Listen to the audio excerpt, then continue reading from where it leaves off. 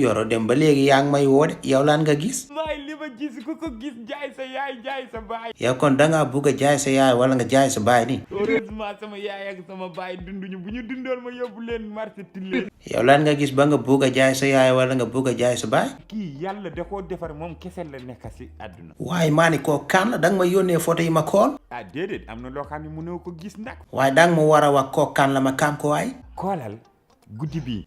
kaam. cuuraayam bi xawma fan la ko jëndee. cuuraay bi kanaa dafa nekk. man da ngay jékki-jékki cuuraay bi di keeñ doo gis sakaar.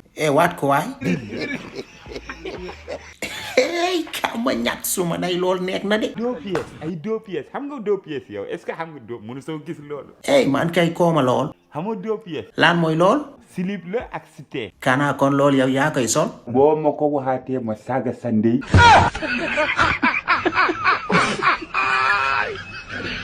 ¡Hola, cabrón!